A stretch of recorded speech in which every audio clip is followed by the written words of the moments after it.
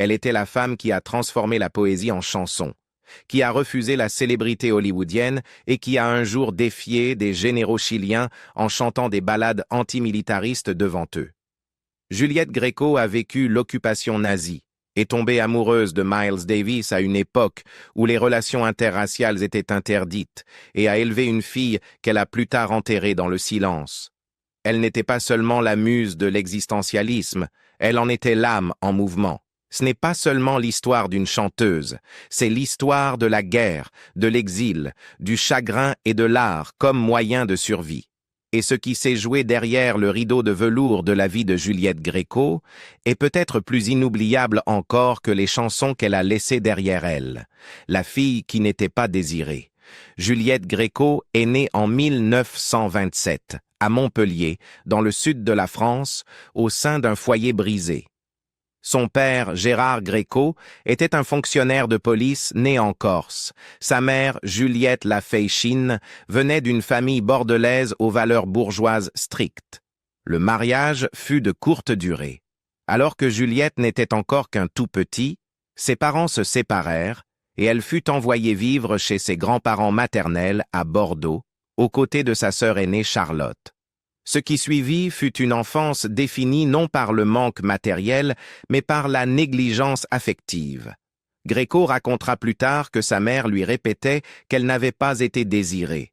Ce rejet, exprimé sans chaleur ni excuse, la blessa profondément. De son propre aveu, son éducation était sûre en apparence, mais dépourvue d'affection. L'isolement émotionnel de ses premières années, en particulier la froideur maternelle, façonnera sa vision de l'amour, de l'art et de l'identité pour le reste de sa vie. La tragédie s'aggrava lorsque, en 1933, ses deux grands-parents moururent. Les filles furent réunies avec leur mère, qui les ramena à Paris, puis, après l'occupation nazie de la France en 1940, dans la région de la Dordogne. C'est durant cette période que sa mère s'engagea dans la résistance, aidant à coordonner des filières d'évasion vers l'Espagne et Gibraltar. Juliette, encore adolescente, poursuivait sa scolarité dans un couvent à Montauban, tandis que le climat politique autour d'elle devenait de plus en plus dangereux. En 1943, la vie de la famille s'effondra. La mère de Juliette et sa sœur furent arrêtées par la Gestapo en raison de leurs activités de résistance. Toutes deux furent déportées au camp de concentration de Ravensbrück, où elles restèrent jusqu'à la libération du camp en 1945. Juliette elle-même fut arrêtée peu après à Paris, avec sa sœur, devant un café de la place de la Madeleine. Elle fut interrogée, battue et emprisonnée à la prison de Fresnes. La Gestapo pensait qu'elle transportait des informations ou des documents. Profitant d'un bref moment de solitude, elle parvint à détruire les papiers que sa sœur lui avait confiés pour les mettre en sécurité. Elle fut finalement relâchée en raison de son jeune âge, mais l'expérience laissa des cicatrices psychologiques profondes. Dans ses écrits et ses entretiens ultérieurs, elle décrivit cet épisode comme la rupture définitive de ses dernières illusions concernant la sécurité, la famille ou la justice. À sa sortie, elle quitta seule les bureaux de la Gestapo, avec un ticket de métro en poche et nulle part où aller. Elle n'avait que 16 ans. Sans famille et sans argent, elle se tourna vers la seule adulte qu'elle connaissait encore à Paris, son ancienne professeure de français, Hélène Duc. Duc l'accueillit, lui offrant un lit, de la nourriture et la dignité élémentaire dont elle avait été privée. Elle fut logée au 20 rue Servandoni, à quelques pas de Saint-Germain-des-Prés, le quartier de la rive gauche qui deviendrait synonyme de l'intellectualisme français d'après-guerre. Elle arriva sans rien. Pas de vêtements corrects, pas de chaussures à elle. Des amis de Duc lui donnèrent un pantalon de garçon et des chaussures empruntées. C'est par nécessité, et non par choix esthétique, qu'elle commença à s'habiller de vêtements sombres et neutres. Mais ce style trouva un écho. Bientôt, la petite Gréco devint l'incarnation du bohème de la rive gauche, pull noir, frange droite, regard mêlant défi et vulnérabilité. Saint-Germain-des-Prés ne fut pas seulement un refuge, ce fut une révolution. Les cafés étaient remplis de philosophes désabusés, de poètes revenus de tout, de soldats frustrés et de musiciens de jazz venus de l'étranger. Elle s'en rapprocha instinctivement, pas encore comme artiste mais comme auditrice. Son appartement était partagé avec des peintres et des étudiants. Elle gagnait de quoi manger en travaillant dans un théâtre, balayant la scène ou aidant en coulisses. Elle absorbait tout, la musique, la poésie, la politique, le silence.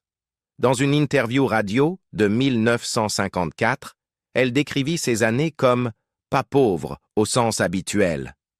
Je n'avais rien à manger, oui, mais riche intellectuellement, riche en compagnie, riche en idées. Mon esprit était constamment nourri. J'étais comme une terre. J'absorbais.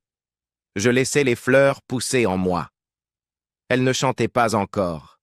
Mais le silence accumulait quelque chose. En 1945, à la fin de la guerre et à la libération de Paris, elle était devenue connue, sans être célèbre, comme une présence frappante dans les cercles de la rive gauche. Jean-Paul Sartre et Simone de Beauvoir la remarquèrent dans les cafés. C'est Sartre qui lui aurait dit « Vous avez l'âme d'un poème ». Il lui proposa un texte à réciter au Bœuf sur le Toit, un club légendaire fréquenté par l'élite intellectuelle parisienne. Gréco n'avait jamais eu l'intention de se produire sur scène. Mais Sartre insista. « J'ai préparé cela pour vous. Choisissez une chanson. Vous devez la dire. » Cette performance marqua le début de sa carrière artistique.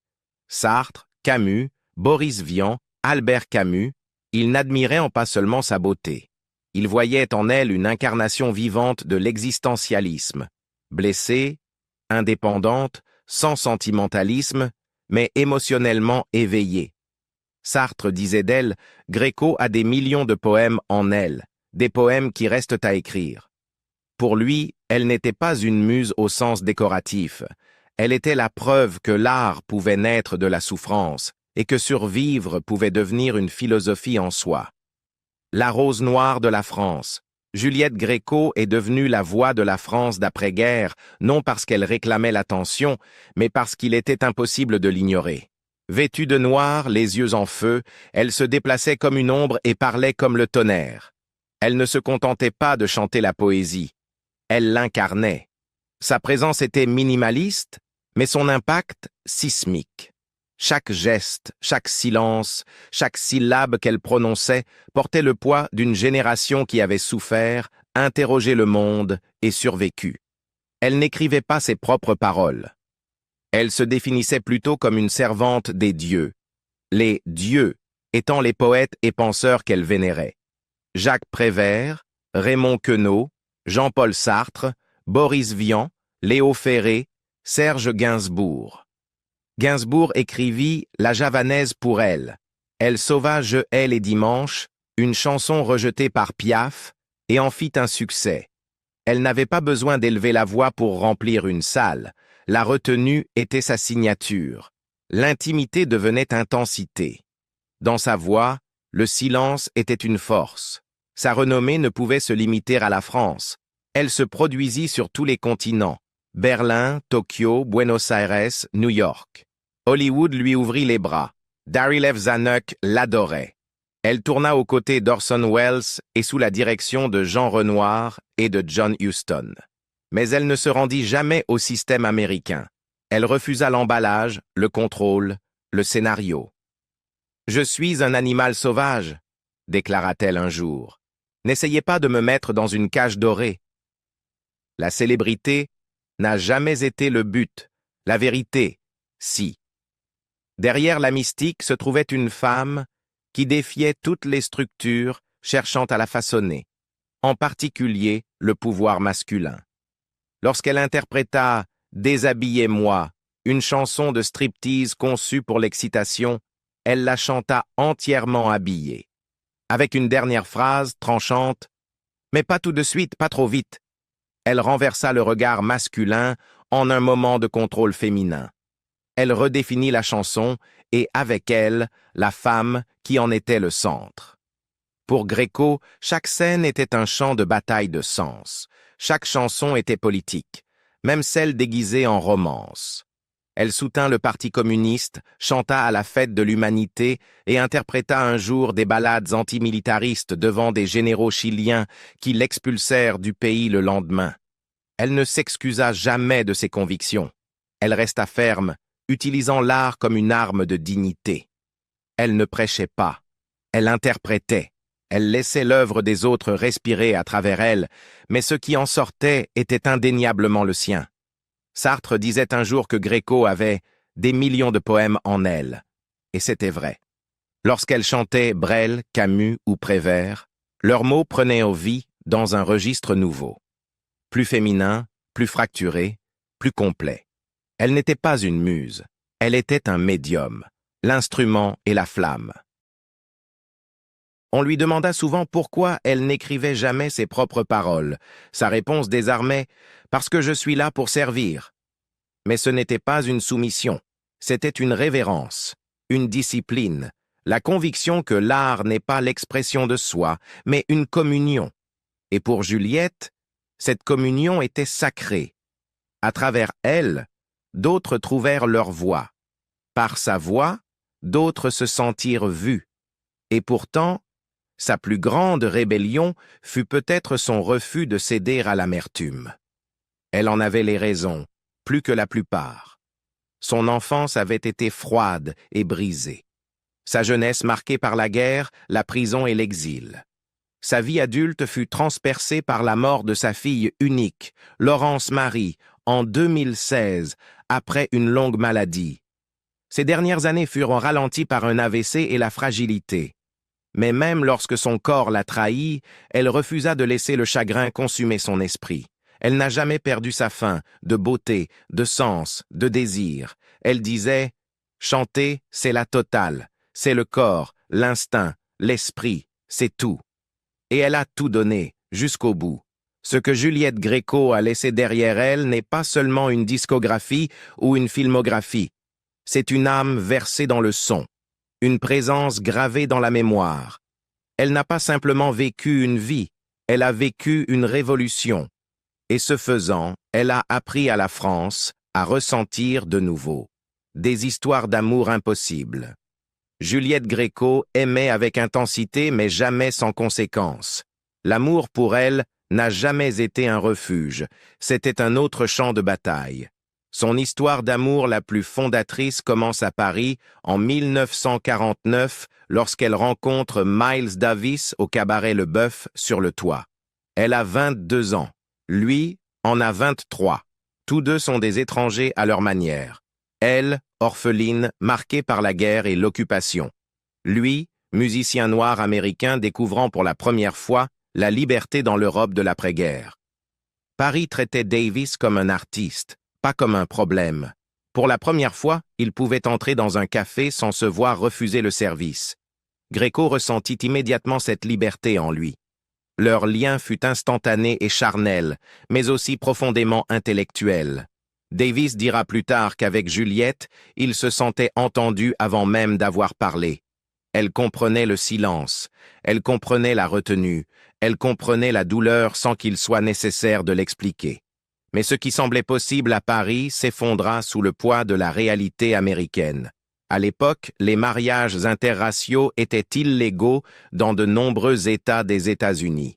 Davis savait exactement ce qui les attendait de l'autre côté de l'Atlantique.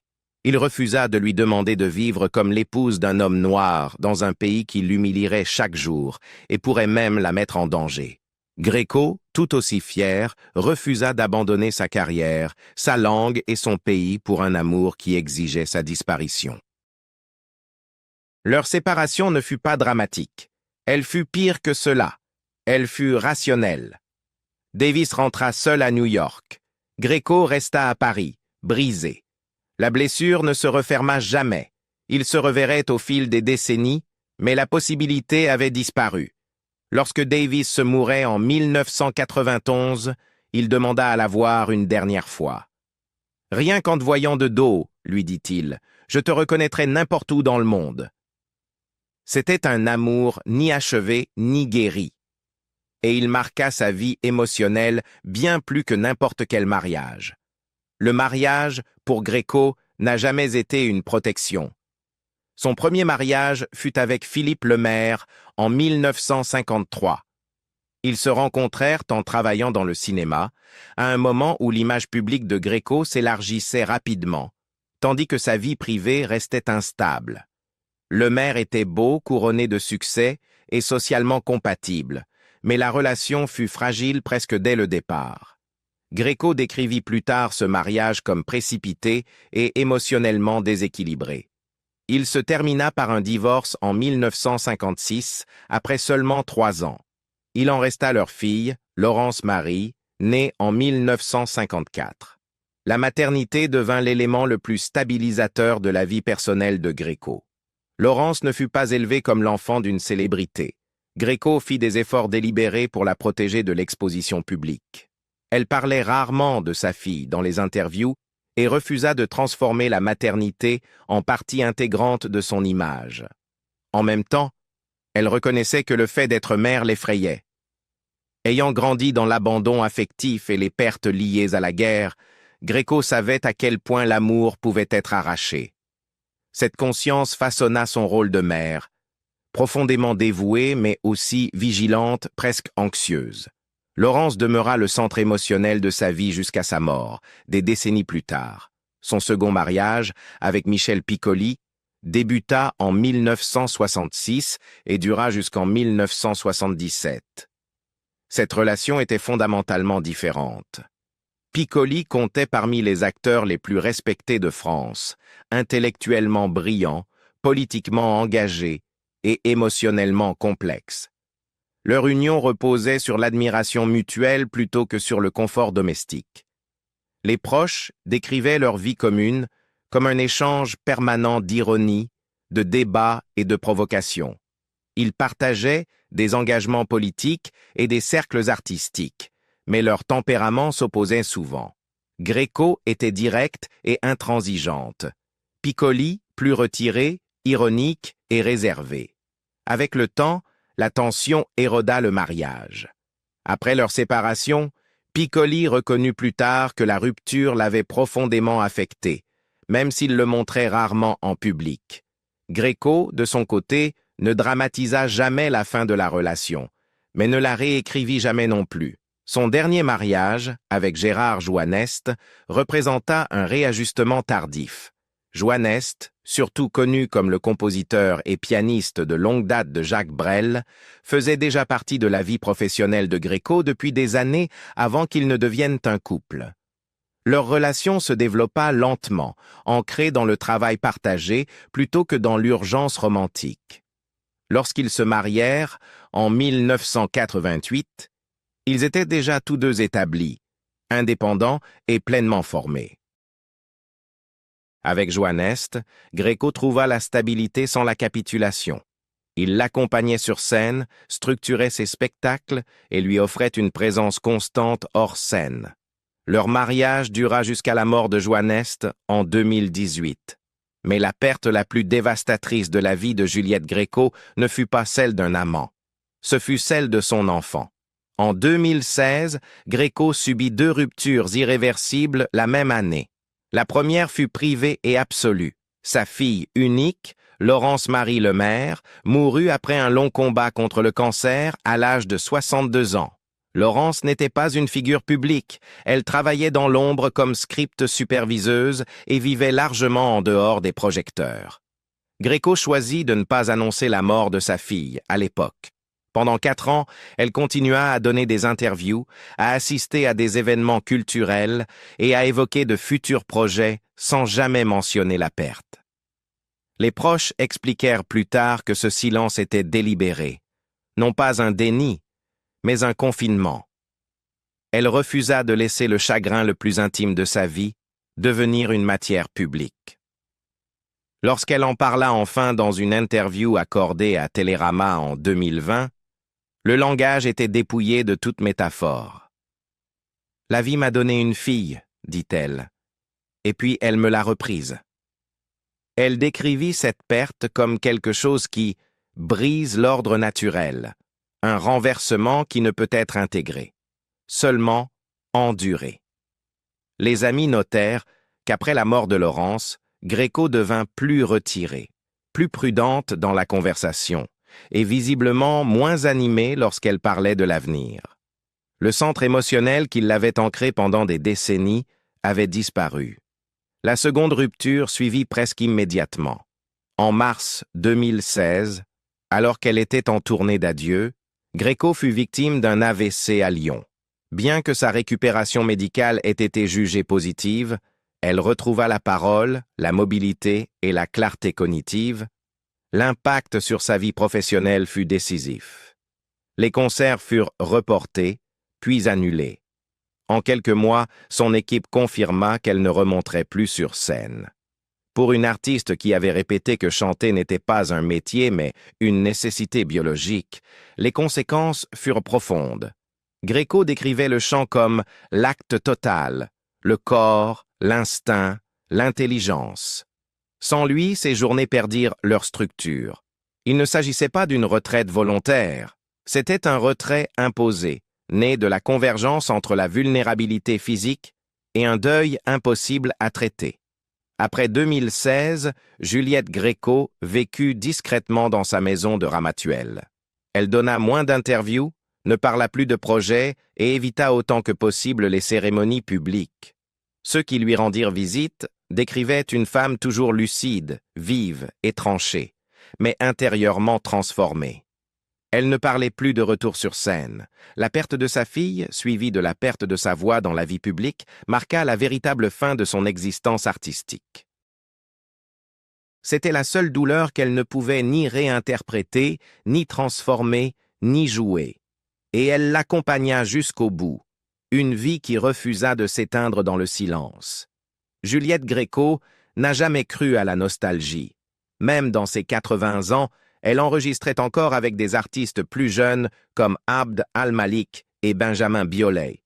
Elle publia son dernier album, Gréco chante Brel, en 2013, en déclarant « Ces chansons, elles sont à moi. Elles disent ma vérité. » En 2015, elle annonça sa tournée d'adieu, justement intitulée « Merci ». « Je veux quitter la scène avant de devenir pitoyable », disait-elle.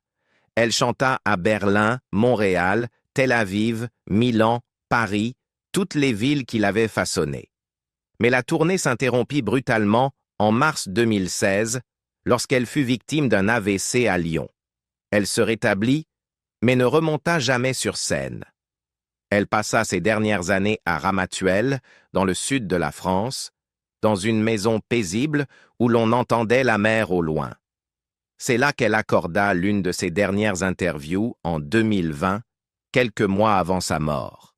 « Chanter me manque terriblement », confia-t-elle à Télérama. « C'est ma raison d'être. Ma peur n'est pas la mort, c'est de ne pas être aimée. » Elle s'éteignit le 23 septembre 2020, à l'âge de 93 ans, entourée de sa famille. Ses obsèques furent célébrées en l'église de Saint-Germain-des-Prés, le lieu même où son mythe avait commencé. Elle fut enterrée aux côtés de Gérard Joannest, comme elle l'avait souhaité. Les dernières années de Gréco furent remplies de silence, mais non de renoncement. Sa voix s'est tue sur scène, mais jamais dans le monde. Juliette Gréco n'a pas seulement survécu au monde, elle l'a affronté, l'a aimé profondément et a chanté à travers sa douleur. Même lorsque la vie lui a tout pris, la santé, sa fille, le passé, elle a rendu quelque chose de plus durable, du sens, dans chaque note. Elle n'a jamais demandé à être adorée, seulement à être entendue. Et en l'écoutant, nous avons retrouvé des fragments de nous-mêmes.